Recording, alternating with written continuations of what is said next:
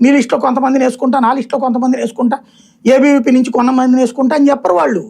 బేసిక్గా వాళ్ళు ఏ వింగుకు ఆ వింగు స్వతంత్రం, అది ఈయనకి తెలియాలి ఫస్ట్. ఇంకోటి, ఆర్ఎస్ఎస్ ఒక భావజాలాన్ని వ్యాప్తి చేస్తుంది అంతే. దేశం ఫస్ట్, మనిషి నెక్స్ట్ అన్నటువంటి భావజాలంతో బతుకు నువ్వు. దేశం నాకేమిచ్చింది కాదు, నేను దేశానికి ఏమిచ్చాను అన్నది చూడు.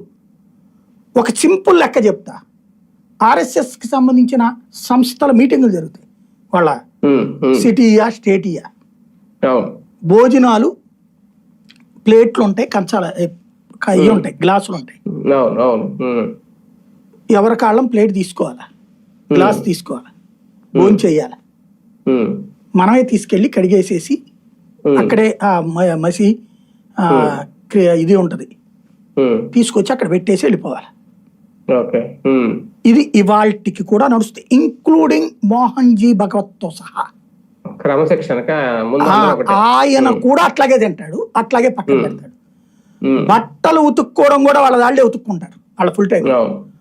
కనీసం దీనికి కూడా వేయరు ఎక్కడైనా సరే. అది వాళ్ళు అసలు దీని నుంచి ఏం ఆశించరు వాళ్ళు. అలా నీకు రాజకీయ పార్టీకి ఎందుకుంటారు అప్పుడు? అసలు పార్టీనే కాదు అది. రాజకీయ పార్టీ అంటే రాజ్యాధికార కాంక్ష, నీ విధానాన్ని తీసుకెళ్లి జనానికి చెప్పే వ్యవస్థ, నీ విధానం కరెక్ట్ అని జనాన్ని ఒప్పించే వ్యవస్థ. భారతీయ జనతా పార్టీ అట్ట చేయదు.